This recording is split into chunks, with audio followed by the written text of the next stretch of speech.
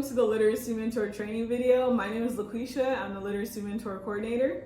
And hi, I'm Janessa Chima, School Support Director.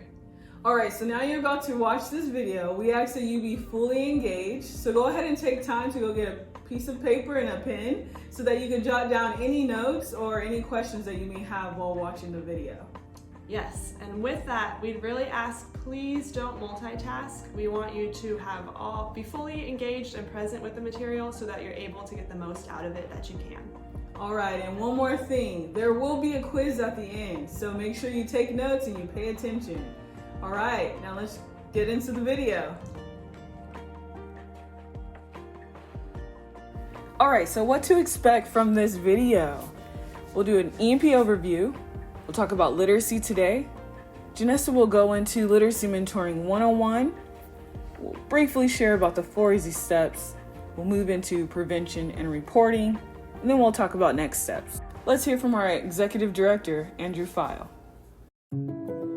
As we look across our city, we see Fresno is not the place that we would hope it to be. We see kids who are not performing up to their grade level. We see families who are not healthy, whole, and thriving. So every neighborhood partnership came about to answer that question. How do we love and serve our community? Our vision is lofty. We want to see every student excelling. We want to see our community members healthy and whole, and we want to see our neighborhoods thriving. That vision's big and it's holistic, but the tasks are really simple. We believe that every child thrives when they have an adult that believes in them. And that's why we go into classrooms and read with kids. That's why we offer after-school programs, Saturday sports where kids can play and have a meal.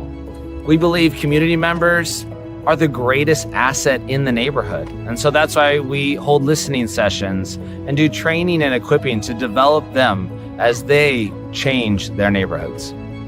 We believe that every person in Fresno, no matter where you live, should have the option to live a healthy and whole life.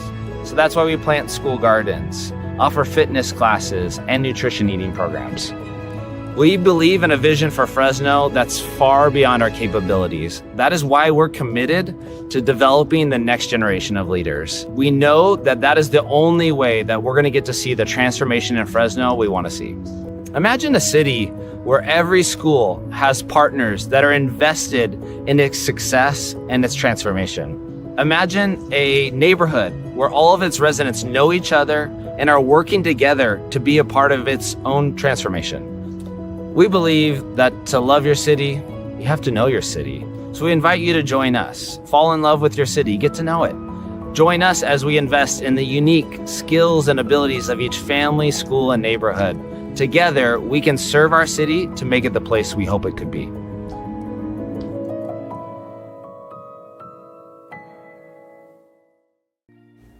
Our mission is to activate, equip, mobilize, and transform. And you might think, what does that really mean? So EMP exists to activate schools and neighborhoods to thrive. We equip community leaders to discover their assets, mobilize people and groups with resources to engage their neighbors, and transform Fresno one school, one neighborhood at a time. And so that work takes all of us. Our vision is to see that students excel, every student excels, that community members are healthy and whole, and that our neighborhoods thrive. Not just striving, not just surviving, but we want to see Fresno thrive as a whole. We are in this work for the long run. Back in 2008, every neighborhood became a 501c3 at the goal of being at 4 school sites. By the end of that year, EMP doubled their goal by being at 8 school sites. From then until now, due to the rapid growth, today EMP is a leader amongst the local nonprofits and is a trusted presence on school campuses and continues to equip churches and organizations on how to engage the assets in their community. There are people in our communities that have gifts and assets and talent. How can we reach people to continue to do work in their own community? We believe that everyone in every neighborhood has a part to play in seeing their community and Fresno transformed. Why do we do this work? With 70 elementary schools in Fresno Unified School District, 40% of kids in Fresno live in concentrated poverty. Life expectancy of people can vary as much as 20 years from wealthier neighborhoods to impoverished ones. And we believe that this didn't just happen on its own, but that decades of poor leadership and planning have failed the kids and families of Fresno. We here at EMP, we believe that we are a community of problem solvers and leaders. We are unsatisfied with superficial relationships. We know that lasting change comes from investing in the unique strengths and skills of neighborhoods, schools, and family. We believe in a vision far beyond our capabilities, which is why we are dedicated to going deep in the places we work. And we believe that we need all hands on deck. You have what it takes to see that Fresno is transformed to be the city that we would like it to be. Our work is split into two main departments, neighborhood development and school support. In a lot of service work, the focus is on bringing help from the outside in. Focus on what is lacking in the neighborhood and bringing people in to fix those problems. Our neighborhood development team believes the answers lie within our neighborhoods, not outside. They focus on building up assets and giftings of a community and people. School support department. The EMP school support team seeks to create long-term investments in our elementary schools by activating and equipping college students, churches, and other community partners to create joyful and safe environments that foster connection and supportive relationships, ensure all students are affirmed, loved, and prepared for future success, help develop students who are confident readers and learn how to live healthy lifestyles. This is the work that you get to be a part of. We get to work with elementary students to develop positive relationships with them to make sure that they are heard, seen, and loved. And here are our school support programs. We have literacy mentoring, that's working with students one-on-one during the school day. Read Fresno, that's after school working with students in a group setting. Nutrition and gardening, that's also after school working with students in a group setting. And then Saturday sports, working with students and families on Saturday mornings. Okay, now let's talk about the state of literacy today. Children whose parents have low literacy levels have a 72% chance at being at the lowest reading levels themselves. These children are more likely to get poor grades, display behavioral problems, have high absentee rates, repeat school years, or even drop out. 75% of state inmates did not complete high school or can be classified as low literate. Let's talk about literacy today in Fresno. Last school year, iReady scores show that only 22% of students are reading on grade level. And so by demographics, only 12 of English learners are reading on grade level. 7% of homeless students are reading on grade level, and 16% of Black students are reading on grade level. You ask, literacy mentoring is a reading intervention program. The students we reach are recommended by their teachers. We work with students who are reading 1, 2, even 3 years below their grade level. Last school year, 41% of students who had a literacy mentor made over a year's worth of growth. As you're building relationships with students and supporting them through literacy, you will see growth. The teachers have attested that students are participating more in class, they're raising their hands, they're more engaged in their learning. Yeah, so I just love to echo LaQuisha that we are just excited to have you all join us and be a part of the literacy movement here in Fresno. So again, my name is Janessa Chima, and before this job, I used to be a first grade and third grade teacher. So I just love being able to put some of that knowledge to use and help our kids succeed. Our teachers can't do it alone, and so we're just really grateful to have you all here to help our kids become more successful readers. This next portion is going to be all about building up your literacy background and knowledge so that when you come in person to the in-person training and you start to learn the tangible steps of what you'll do with kids, you'll have a better understanding of why you're doing what you're doing and hopefully just feel a little more confident about it. Again, I can't teach you everything about being a teacher in the next 30-ish minutes, 40 minutes. So it's going to be a lot, but also just try to take in what you can and know that everything you learn will help make you better for the kids. And also, you won't know it all perfectly. And there'll be lots of times to ask questions and practice. So again, grab a piece of paper or take notes on your phone. And we'd love for you to jot down questions so that when you come to the in-person orientation, you can ask some of those questions. Really, this is less interactive than I'd like it to be. But if you write notes and you pay attention and you write down some questions, then we can help make sure you understand it when we see you in person. All right, Literacy Mentor 101. So again, we call you literacy mentors because we want you to have both a passion for literacy and the heart of a mentor. You're not just a tutor, like LaQuisha talked about, you're also a mentor. Your main roles is that you'll work alongside elementary teachers to help bridge educational gaps, and you'll invest in the lives of children to see every student in our city reading at grade level and beyond. That would be amazing. Let's get there. So I'll be giving you a brief overview of really everything kinder through sixth grade.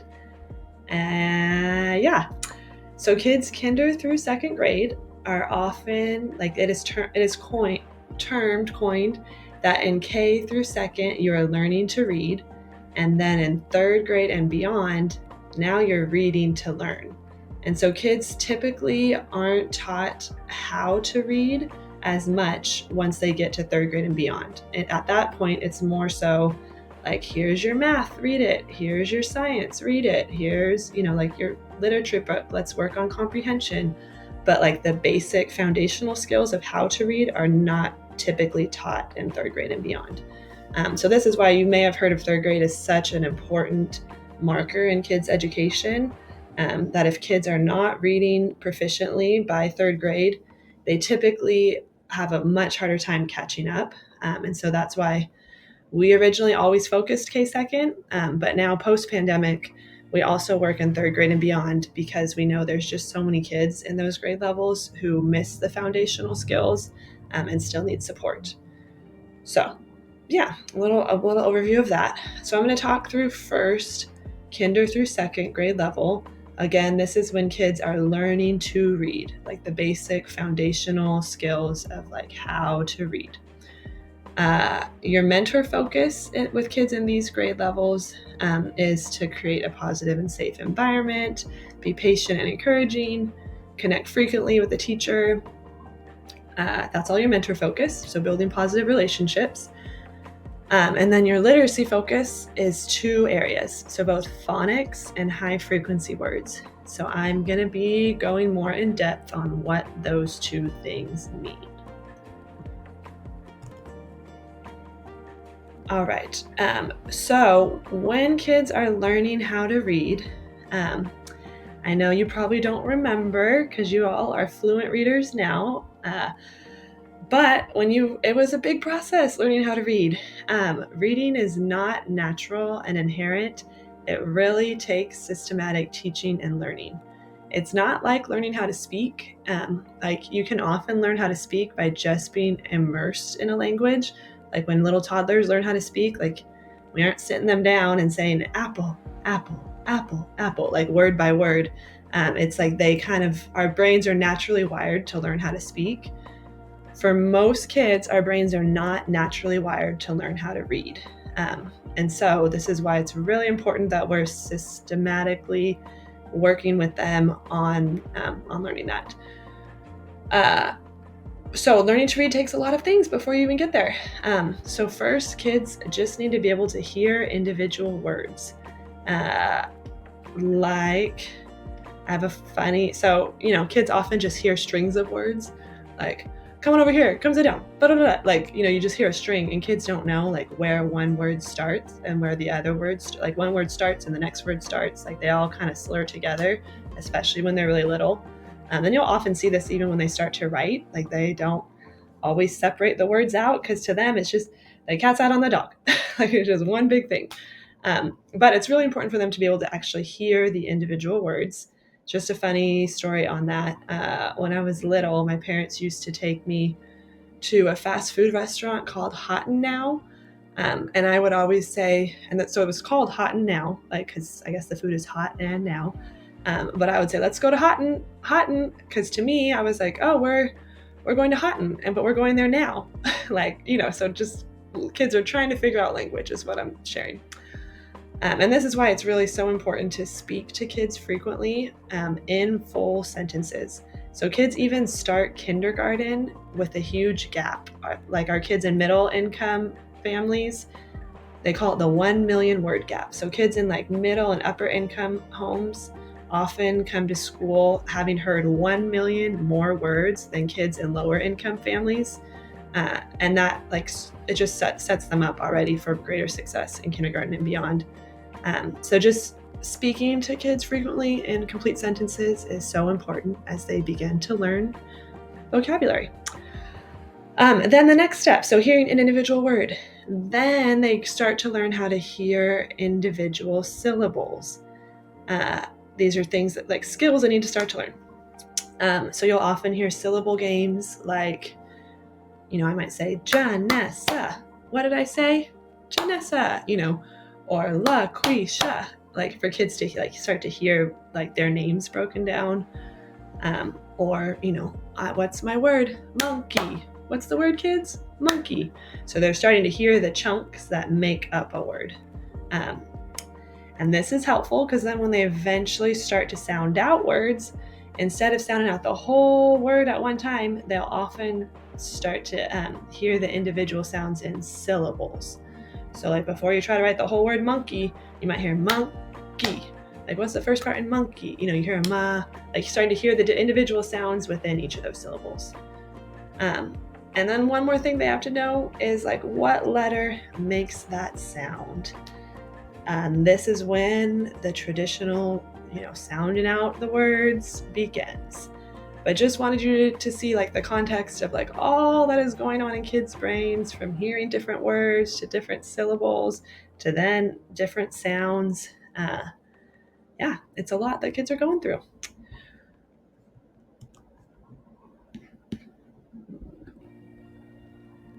So you shouldn't see all the answers up there right now, but there's no way while recording to make that not happen. So just start at the top and pretend like you can't see it all. So like I said, kids eventually then get to this space where they're trying to learn what sound each letter makes. So we have 26 letters in the alphabet, A, B, C, D, E, F, G, H, I, J, K, that whole thing. Those are 26 letters. But there's actually 42 to 46 sounds, depending on who you ask, within the English language.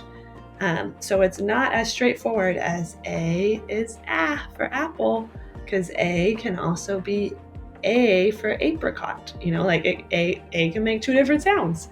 And then the journey, that's where the journey begins. So, for instance, how many sounds can Y make? Think about it. Y can make a Y sound, like in yellow. Y can make, that's the traditional one we first learned, but then Y can also make an I sound, like in cry. And Y can also make an E sound, like in baby. So that's one letter making three different sounds depending on lots of other factors. How about C? How many sounds can C make? So when kids first learn C, they often learn like k, like in cat or cookie, anything like that. But C can also make a S sound when it's next to an E or an I or a Y.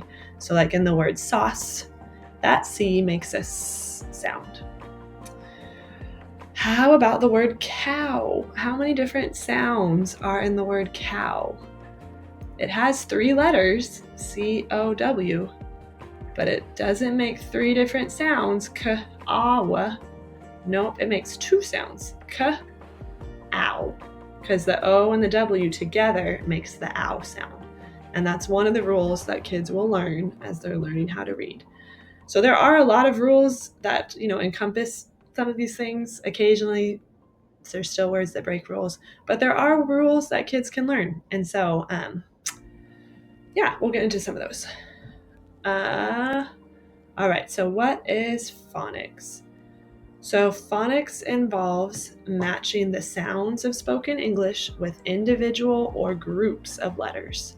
So like knowing that the C written can make a K sound, that's phonics, but also knowing that OW when it's written makes the OW sound. So that's what phonics is matching both the sounds that you're hearing with the written words on the page. Why is phonics so important? Really, it's like the code to learning to read. So knowing the sounds of those individual letters and how those letters sound when they're combined will help children decode words as they read. So yeah, you'll hear the word decoding a lot, and that's really talking about phonics. Like our kids, do they know the rules? Do they know do they have that background knowledge so that when they come to a word they don't know, like they have some idea of how to begin to break it down and sound it out, begin to decode it. You'll see there are lots of different phonics curriculum out there. What Fresno Unified uses Wonders, and so since we're primarily in Fresno Unified schools and we want kids to see what they're seeing in the classroom and want it all to be cohesive and they don't have to learn a whole new system with us, we've also adopted Wonders.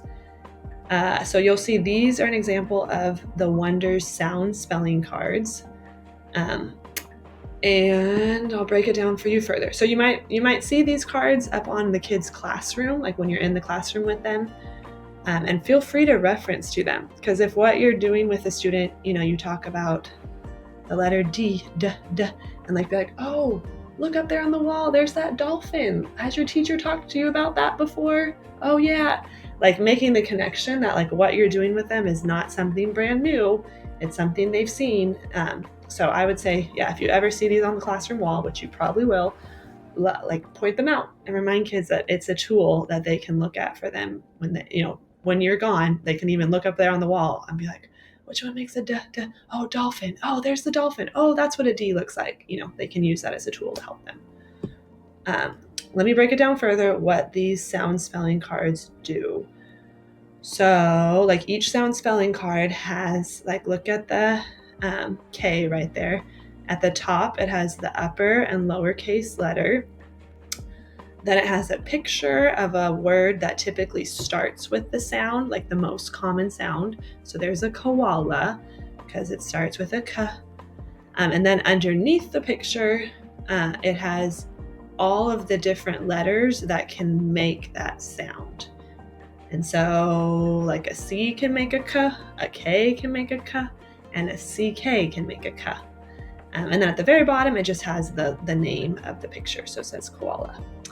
So like for instance, look at the sun letter, the sun card. And that's often what teachers will call them, is like instead of, before, if a student doesn't know their letters and you say, find the S card, they'd be like, huh, I don't know what an S is, I forgot. But if you're like, oh, find the sun card, or then they can like look, they have a more context of what you're talking about. So there's the sun card. It has a uppercase and lowercase S. And then underneath the picture, it has 3 different ways to spell the sounds.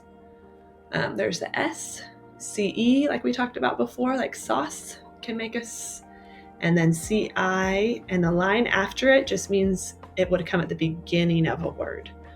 So like city is an example of that. So these are sound spelling cards. I want you to have a basic idea of how they work. And the magic of these, like I said, is like in the picture, it helps kids. It just gives them a little more context than if they just see a random letter that, again, they may not know it yet, and they just see this shape up on the wall. Like, how are they supposed to know what it is? But if they see, oh, there's a sun, oh yeah, like it helps them put the pieces together. But again, they need to be systematically taught that. It won't just pop into their brain.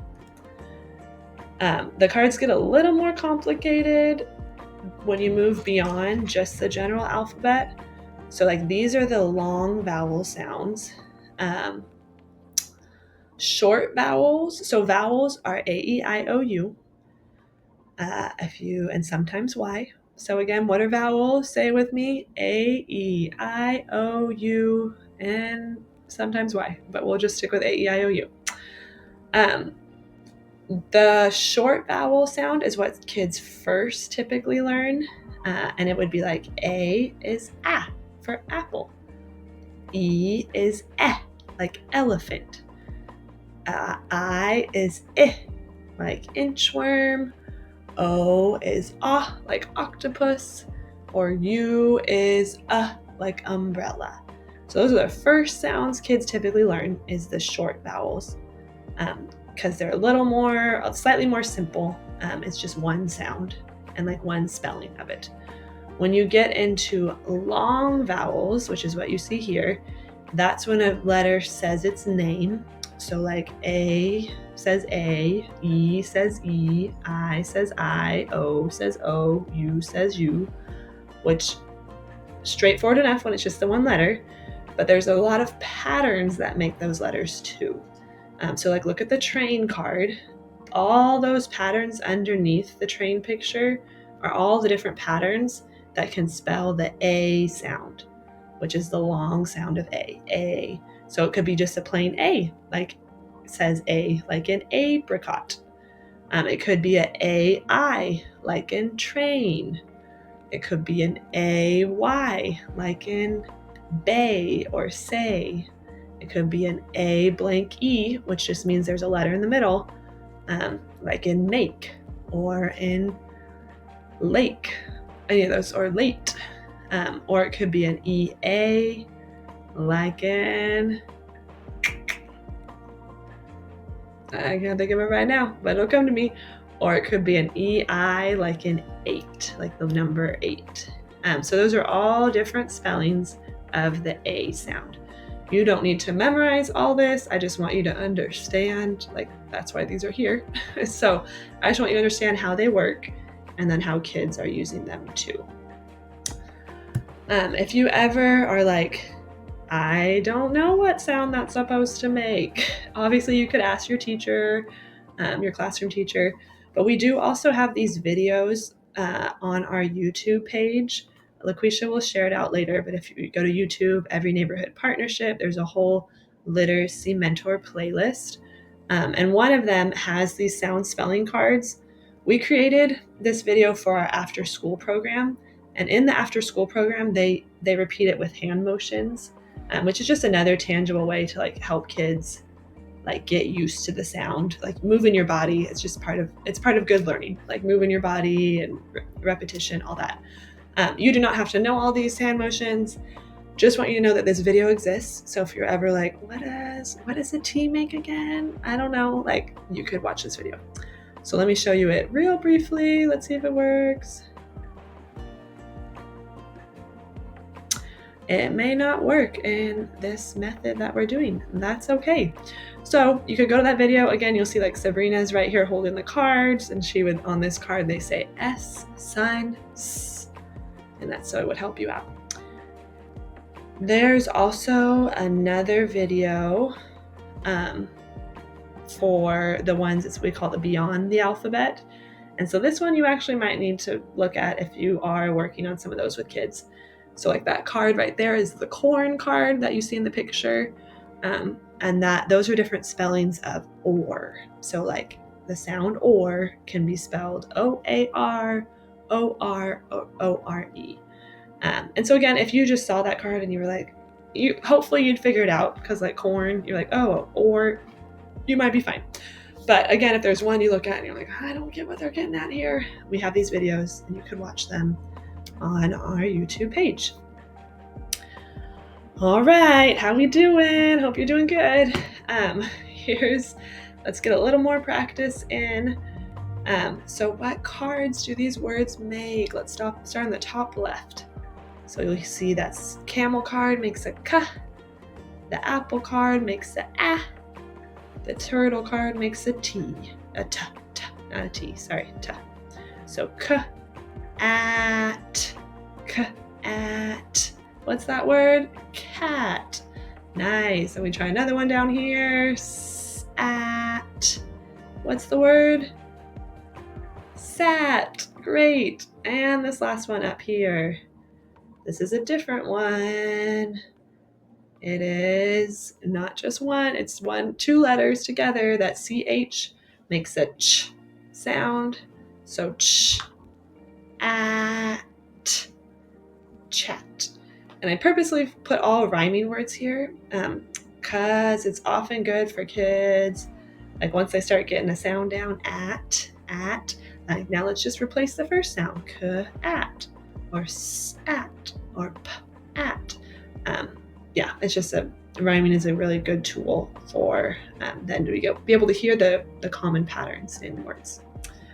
That was just a little practice for you. I hope you aced your test. Great job.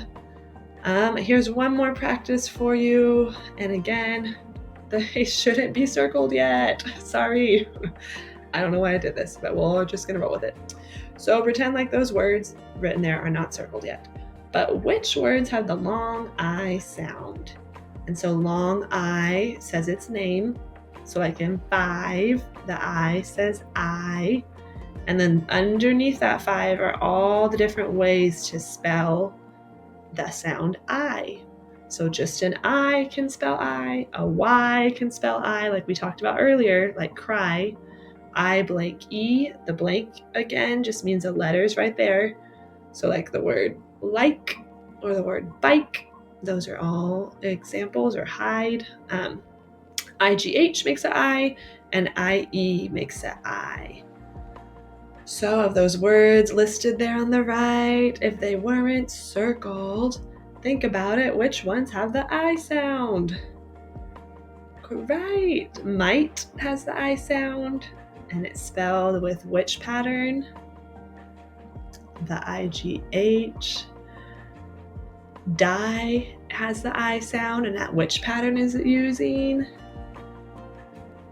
The IE. Great job. And try has the I sound. Which pattern is it using? The Y. Great. So that word up there, hid, it has an I in it. But because we've learned English, we know that that word is hid, and it is not hide. If we wanted it to say hide, we would then add an E, and it'd be like the word that's added there on the right.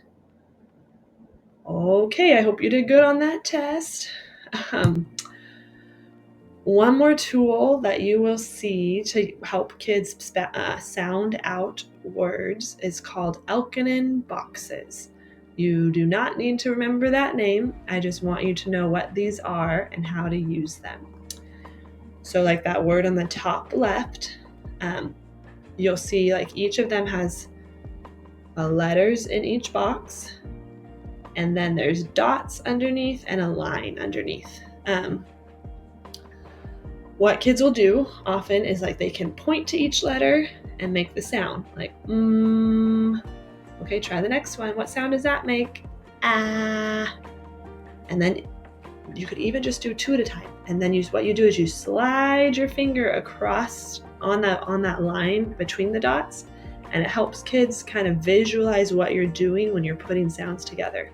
So like ma, ma, and it's helping them like go from just ah to ma. And then of course we want to finish that word out. What's the last sound? P. So now let's try all of it. Push it together. Map, map, map. And like they go faster and faster, and like then you finally get, oh, it's map. Because it's really hard for kids oftentimes to go from all those individual sounds to then blending it. We call it blending, is when you then put it together into one word. So this tool called an Elkonin box, again, you don't have to remember the name, is one way to help kids visualize and like just like a handy practical tool that helps them start to blend the sounds together. You'll see like in the word quiz up there that the Q and the U are in one box together because they make one sound. So anytime, like if we had cow in here, remember earlier we talked about how cow had only 2 sounds, k, ow.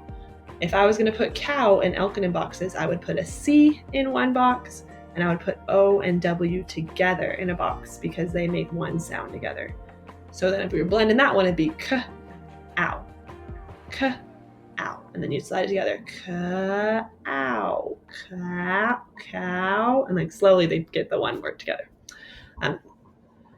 Yeah, and so sometimes you'll see blank boxes like this, and that is just, it's a tool for you to help kids. Like you get to put one in, or you can actually, sorry, not just you putting them in, but you can actually ask them, like give them a word and see if they can go from the word into the boxes. So maybe you tell them, all right, we blended out can. Do you think that you could write pan? I hear a lot of the same sounds from can and pan, but what's that first sound? Pan. Point to the first box. What's the first sound you hear? Pan. Oh, I hear a P, so you put a P in there. Pan. What's the next sound? Pan, and like slowly help them hear each of the individual sounds, and they can actually put the letters in themselves. Because that's also a good tool. You're helping, go from sounding out to like taking it apart or like putting it back down. You will also, this is what they'll look like in your curriculum, what you'll be doing with kids. Again, you'll learn more in person, but you'll see these in some of the booklets that you work with kids on. So like that first page, the M page, at the bottom, you'll see it has map and tap and then a blank one. Because we're like, help kids sound these letters out. And then maybe they can think of one that rhymes, or you can help them think of map, tap. Maybe then you tell them, okay, let's write sap. So maybe don't, you could tell them the word and then have them start to try to put it into pieces or into the individual letters. Then you'll often see, same thing on the right side there. Again, you notice that has T and H in one box. Why do you think T and H are in one box? Right, because T and H together makes a th sound. They're not two separate sounds. They don't say turtle and hat. They together make a th sound. So that's why it's in one box. So kids might write out that and sat. And then you'd say, okay, now let's write pat. What sounds do you hear in pat? Oh, I hear p. Okay, put the first sound down, p, ah. Oh, we heard that before. What letter made that one? And help them realize that it's, rhyming. And same down there, but and nut, and then maybe you tell them cut. So those are just another tool you will see. That is why they're there. You will also see kids so sometimes they'll put their fingers on the dots, like the, at, and they put each finger. Sometimes kids will use their fists and like the, at, and then they slide. And I think, I don't know, sometimes some kids are just more into like the big movement of the fist. So you can also do that. One more tool one more way that you'll see kids often sound out words is by tapping them out on their arm. And I would show you this video, but again, it doesn't want to let me. So sorry. But the way they do it is you'd put your arm out. I'll do my best in this little camera. And then the first sound goes on your shoulder. The middle sound goes right here in the middle of your arm. And the last sound goes at your wrist. So like, if we're doing cat, k, a, t, k, a, t. And then kids can slowly, just like the alkaline boxes, start to blend or push them together. So k, a, or k, a, t. Cat. So it's helping them to push all those sounds together, or even just to hear the different sounds. Like you might tell them, write down the word dog, and they're like, I don't even know where to start. Okay, well, let's see if we hear the sounds in dog first. What's the first sound you hear in dog? And you just point to your shoulder. Dog. D. Okay. what's the next sound you're hearing? Dog, dog, dog, and then, oh, ah, dog, oh, I hear, and it's just giving them, it's taking like sounds which are they're just in your brain, and you're just in the air, and it's giving them like a tactile response, a feeling response of where to feel out the different sounds. And then again, remember, it's by sound. So like if you're doing the word chat, like we saw earlier, chat, you'd have chat. The first sound is ch, ch, ch, goes all together. And kids just have to learn. You wouldn't go like ch. They're not apart. They're together. Ch. And then kids, that's just one of the patterns they have to learn, is that ch makes a ch sound. They have to learn what makes that sound. So like ch. The middle sound would be ah, and the last sound would be t. So ch, ah, t. All right. So again, just another tool to help them be able to hear the different sounds within words and begin to decode what the word is. Another thing you'll be doing with kinder through second grade is high frequency words. High frequency words are words that appear often in text, and knowing them increases students' reading speed, confidence, and abilities. Again, pretend it's not all circled. But of this sentence, I have a box of candy with me. Which ones are high frequency words? Shout them out. Yes. So the word I is a high frequency word. It appears a lot. Have appears a lot in text. A, of, with, and me. The only two ones that aren't high frequency words there are box and candy, which are, somewhat common words, but they're not as common as the other words in that sentence. And so the power of high frequency words is like, if you were a kid who doesn't know your high frequency words, you're just having to sound out every word as you go. You would come to this sentence and you might get I right away, but then you'd be I,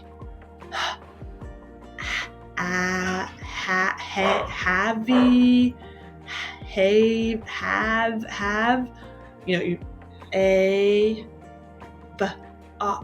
box, and you can see how slow and like cumbersome that reading is. And so by the time that kid gets to the end of a sentence, they have no idea what they just read, because they spent all of their power just trying to get each little word out. Versus a kid who knows their high frequency words, knows means like they don't gotta sound them out. They just know them when they see them. They'd be like, I have a box of candy with me. Like that kid read way faster because they got through it. They got through a lot of words more quickly, and they only had to spend some decoding power on a couple words as opposed to every single word. So this is why high frequency words are important. It gives kids confidence. It helps them, be able to read a little faster, so they can spend a little more energy on like the actual understanding, the comprehension of what they're reading, and not just having to sound out every single word. You will have high frequency word lists that you'll work with kids that look like these. So I think this is list 1 on the left, and I think that's like list 9 there on the right. You'll notice the words get progressively harder as you go. LaQuisha, again, will get more into this when you come to your in-person training on like exactly what all those dots and everything mean. But you'll notice on that list, some of the words are red. Anyone have an idea of why they're red? So for example, the word to is red. And if I got my sound spelling cards out, the T makes a T like in turtle, and the O makes a ah like in octopus. So I would think in my little kid brain, that word is ta. And we know, oh no, that word's not ta. That word is to. So we call these red words sight words. We call them sight words because they're basically words that kids just have to memorize and just have to learn because they don't follow the rules. Yes. So like for instance, like you'll see the rest of that list, the word the, that word would be t-ha-eh. Well, it's not t-ha-eh. That word is the. You just gotta learn it. Or the word is. We've all been reading it so long, we're like, oh, that follows the rules.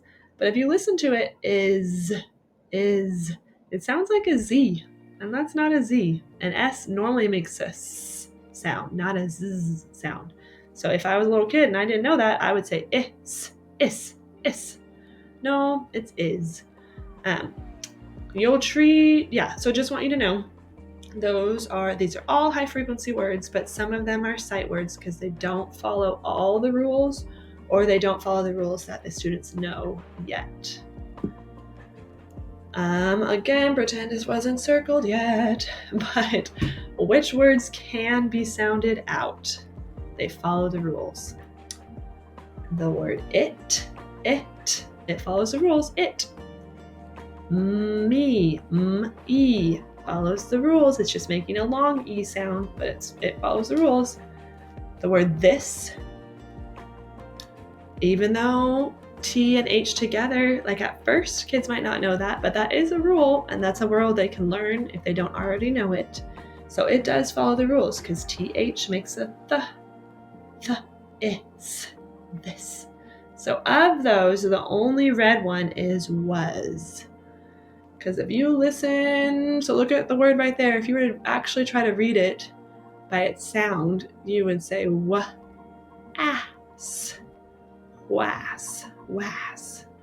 No, that's not was.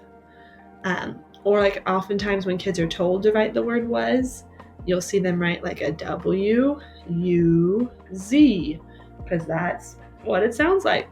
And so that is a red word. It can't fully be sounded out, so you just have to memorize it. And so be really careful, especially with the red words, when if kids don't know it, to say, oh, just sound it out. Like, that one we can't really fully sound out. It has some clues, but we also just have to learn it. So going back to this sentence we saw earlier, that I have a box of candy with me. Remember, in black, we circled all the high frequency words, and those were words that we just see frequently in text. Those were I have a of with me. So now of those, which ones are also sight words, meaning they don't follow the rules? Well, you see it right there for you if you're paying attention. But the word have, because A blank E, that's a long A pattern. So it should normally say have, but it doesn't. It says have. And then the word of, if you listen to the word of, you hear like a U and a V. If that one in front of us looks like off, but it's not off. So those are both sight words because they don't follow the rules. Good news is you don't have to figure out which ones are sight words. It will already be read in your book. So don't feel like you have to fully know all the rules or fully understand everything. We just want you to have a little context and background knowledge. So when you're working with kids in kinder through second grade, or kids who are reading at that level, because we do have some third, fourth, fifth, even sixth graders who are reading at this level, and so you will do this curriculum with them. We'll get into it more later, but again, before you even meet with a student, they've already been pre-assessed, so we will tell you exactly where to start with that kid. So you don't have to figure that out either.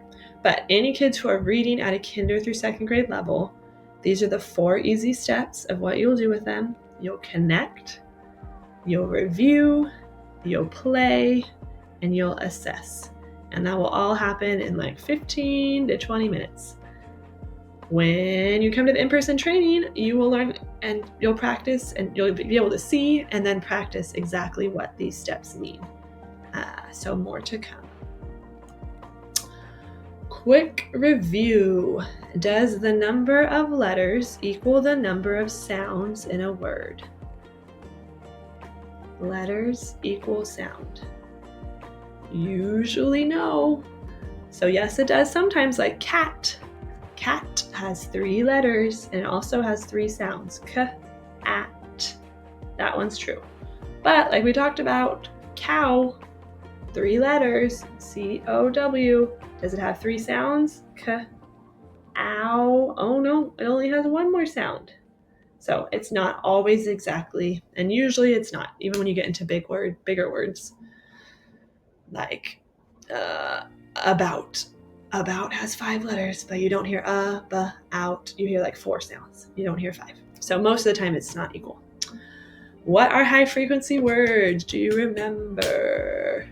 It's right there for you, but it's words that appear frequently in text. You'll see them all around you. If you were to grab a book by you right now, or pull out your phone, look at your text messages, you're using high frequency words all the time. All the time. It's all the ones that just pop up frequently because you use them all the time. What are sight words?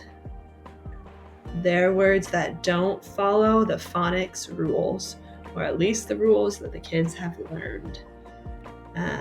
Like we just talked about, the word was. It's anytime you try to sound out a word and it doesn't quite make sense because it doesn't follow the rules. Can students sound out all words? Not all. So sight words can only partially be sounded out.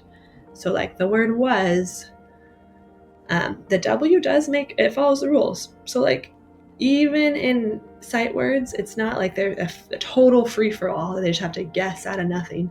Like there's still clues within that word, but it's only partially there for you. So it's also, they have to learn the word, learn how to read it in context, all that. All right, give yourselves a pat on the back. You finished the kinder through 2nd grade curriculum. And now we're moving on to 3rd grade and beyond.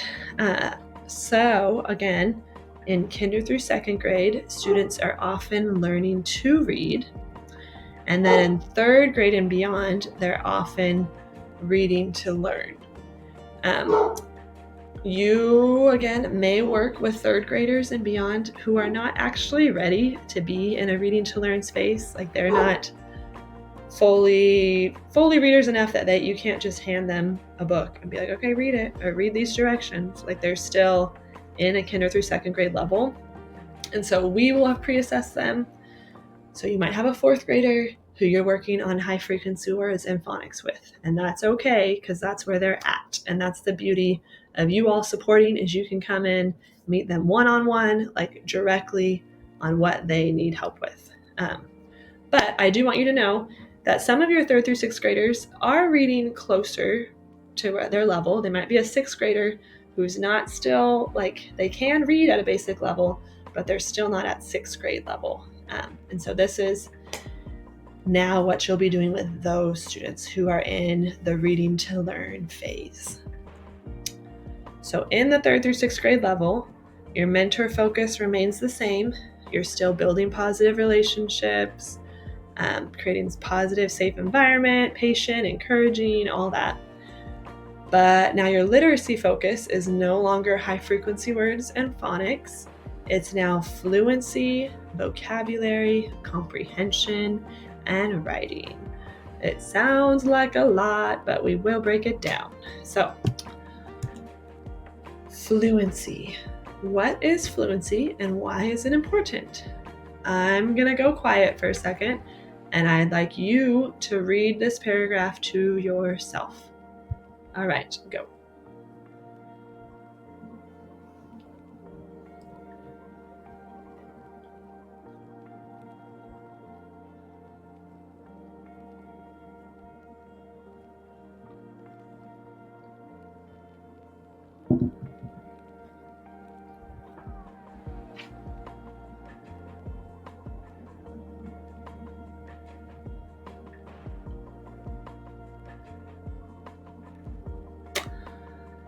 All right. Did anybody have to read that twice? Probably. And you know why you read that twice? Because you're a fluent reader. So, fluent reading, there is a key word in here that really helps me remember. It's bridge.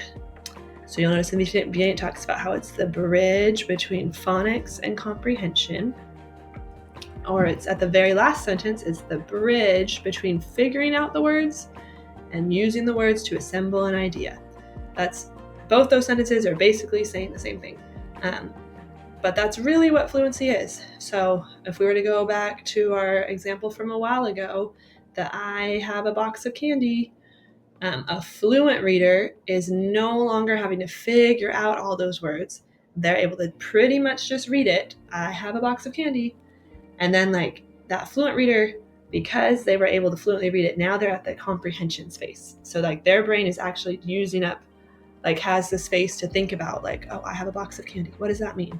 Oh, it's a box, it's candy. Like their brain actually is able to focus more on what the words mean on a page.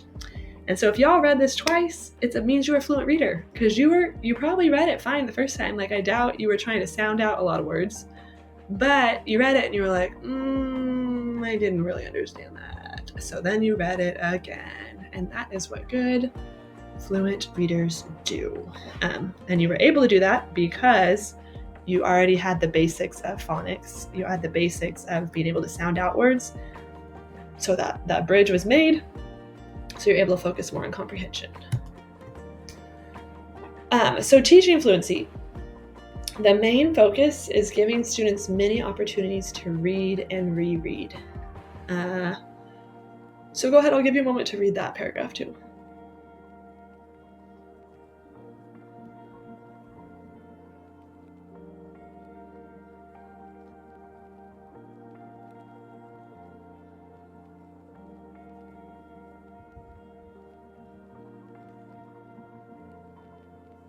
So when did students have the greatest fluency gains? When they read to an adult, received corrective feedback, and then had opportunities to reread the text. That sounds a lot like one-on-one, and like a teacher has 25-ish or more kids, and there's limited time for them to be able to do that with their students. But that's where you step in, and you can actually do this with your students. You will be able to listen to them read, give them corrective feedback, and then have them reread the text. So that's what you'll be doing, and it is important work. Your students will have passages that look like this one here on the right, the polar regions. You will be tracking students' words per minute as a way to gauge their growth. It's not the end all be all. Like there's always gonna be faster readers and slower readers, and being a fast reader isn't the only important thing. Like you need to be decently fast, but really like if you're not paying attention and comprehending, like there's no point in being fast. So the reason we track it though is everything needs data, and it's one way for us to show a student's growth. That if they've gone from reading like 40 words a minute, that's pretty slow, to now they're reading like 65, that means their fluency is growing, and now they're going to actually be able to focus more on the comprehension piece.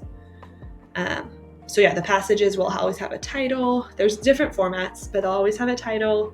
They'll have some words, some paragraphs. They'll have a couple questions, comprehension questions at the bottom.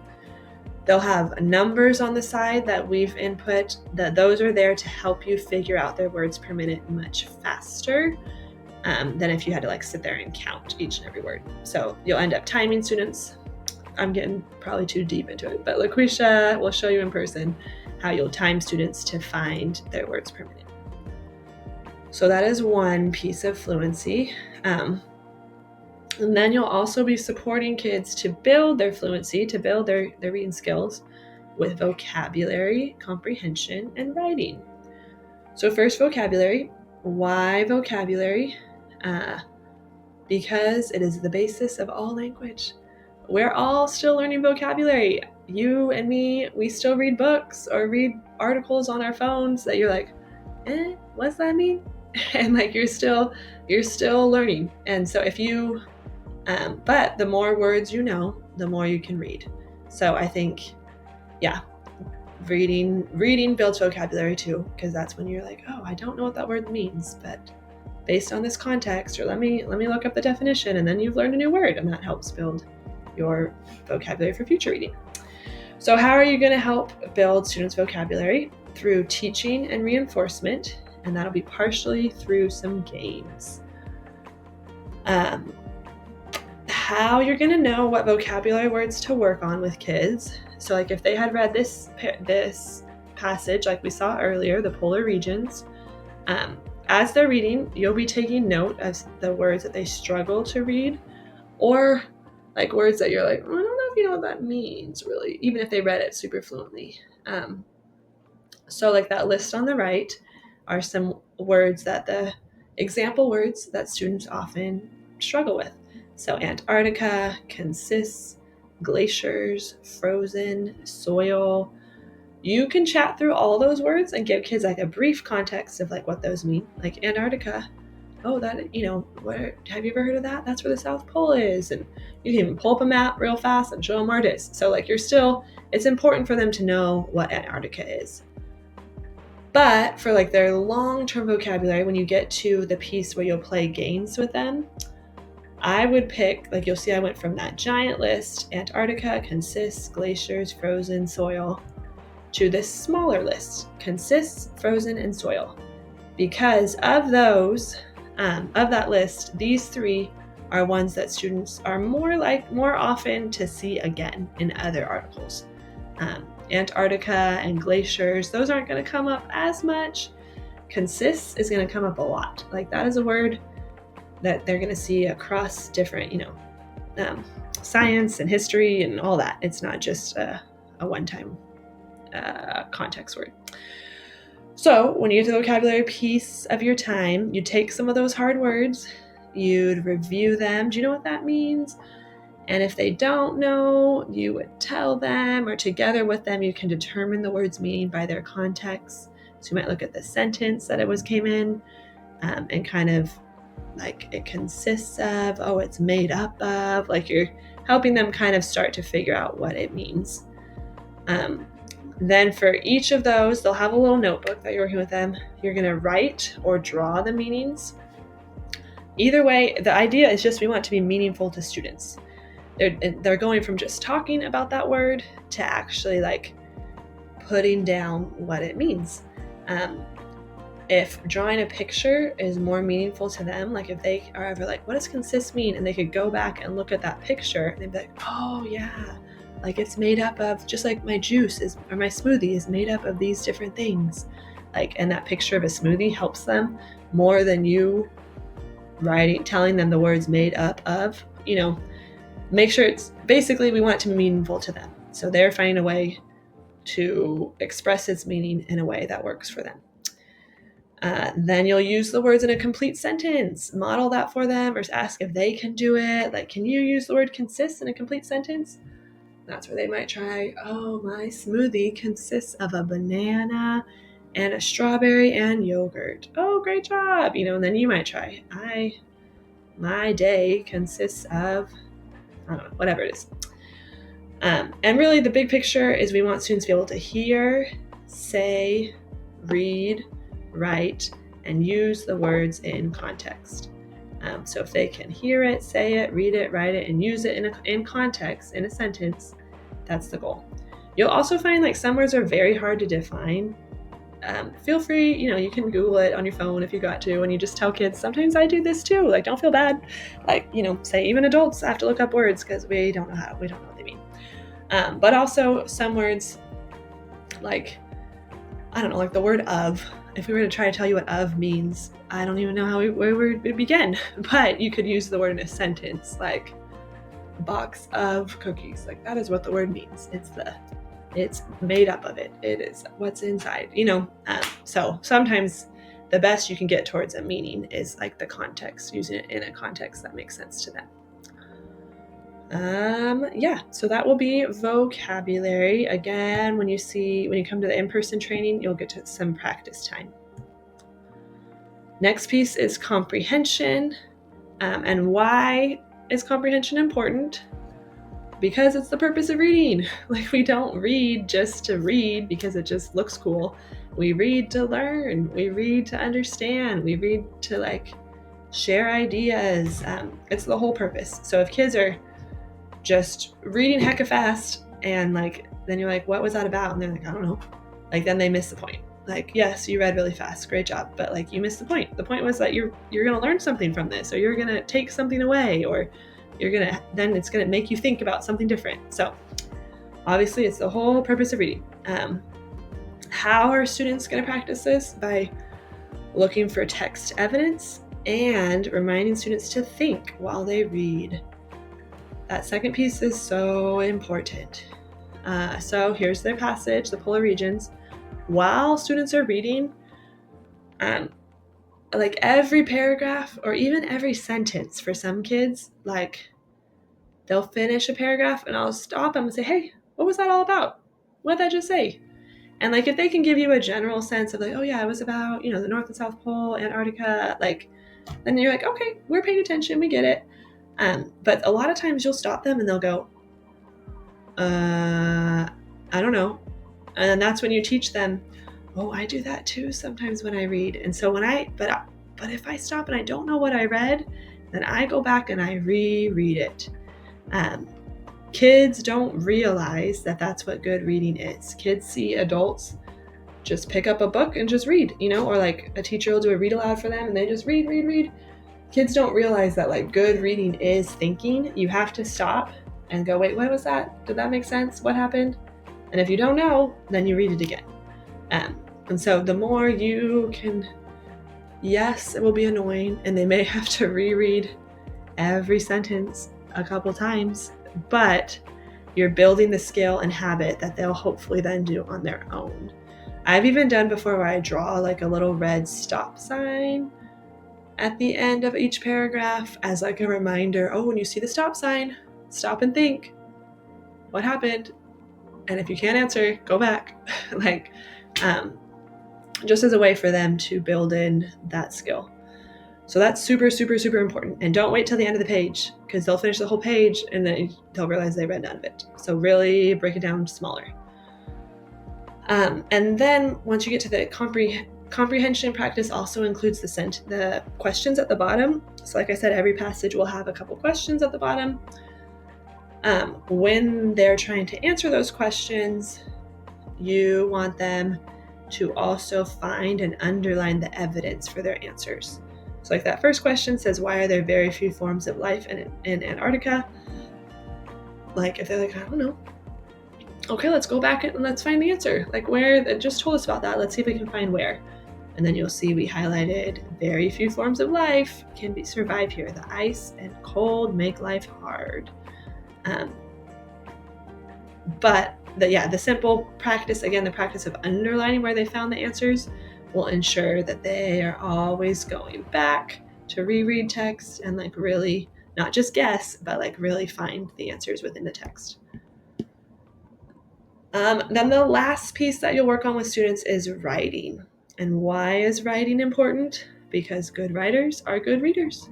And the more we get kids writing, they're very interrelated. And then how are we going to help them practice writing? By writing in complete sentences. So like those comprehension questions that you saw at the bottom of the page, those why are there very few forms of life, those, like we said, each passage will have those questions.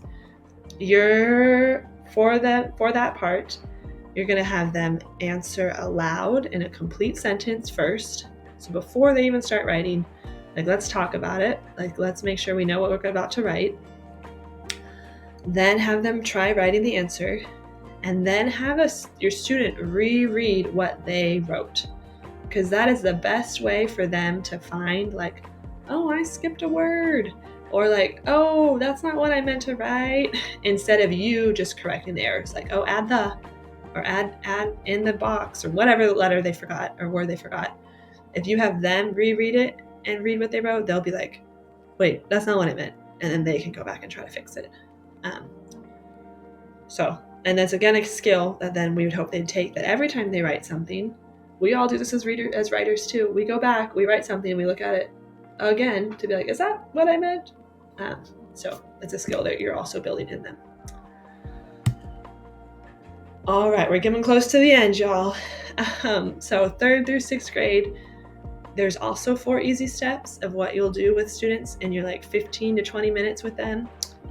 Again, it's all one-on-one. You will connect, read, assess, and play. And then during that read time, you'll spend 2 days on the same passage. Day 1, you'll do some vocabulary, and day 2, you'll do the comprehension questions and writing. When you come to the in-person training, you'll see exactly how to do all this and what that means more, but just giving you a quick overview. So now when you get to it, and you're like, vocabulary, oh, we already talked about vocabulary, I already learned, so the hope is you already have a little foundational knowledge here, so you're a little less overwhelmed. Quick review. So what is fluency and why is it important? Remember that keyword bridge. It is the bridge between phonics, sounding out words, and comprehension, understanding what you're reading. Why is building vocabulary important? It's the basis of language. It is. If kids don't know the words, they're not going to be able to sound them out and get to it. They got to learn, continually build their vocabulary, their knowledge of words. Why is writing important? It's the other half of reading. Good writers are good readers. And then how can you help students practice comprehension? Remind students to think while reading. Remember every sentence or every paragraph, and then sometimes even every sentence. Hey, what'd you just read? Like, remind them, we got to think about it, and build that practice in. All right, thanks so much for all your attention and focus. Remember, write down your questions because we can talk about them when we see you in person. And now I will pass it back to LaQuisha. Literacy mentor requirements: good communication and relational skills, organized, flexible, able to multitask and work well with others, consistent, reliable, and good time management skills, use of personal vehicle for travel to school sites throughout Fresno and Clovis. Previous experience working with children is a plus. Time commitment. Literacy mentoring is done in person for a minimum of 1 hour a week between 8:30 and 2:30. If you're able to commit to more, that's perfect. The service term is a semester-long commitment. The sessions will be 20 minutes each. You should see about 3 students within an hour. No more than 1 unexcused absence. When it comes to literacy mentoring, consistency is key. Do your best to show up on time when scheduled. Know that you showing up with a smile is a win. Children and their safety are our top priority. So let's go ahead and dive into sexual abuse awareness and prevention.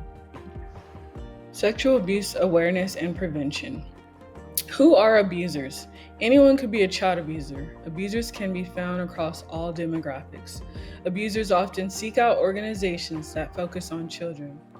It is often difficult to identify an individual as an abuser, especially when they appear to be a dedicated member of the community and usually in a position of authority over children. What is grooming? Grooming is a slow and gradual process. Establishes trust, which causes confusion in the child when the abuse occurs. Often builds a relationship with the adults around the child. Seek out children who are craving adult attention. Once trust is established, abusers begin to test boundaries, usually in the form of accidental touching, creating confusion with the child, and the child may feel responsible for the touching. Some examples are brushing up against children during their interactions, progressing to accidental touching to the face, breasts, or private areas.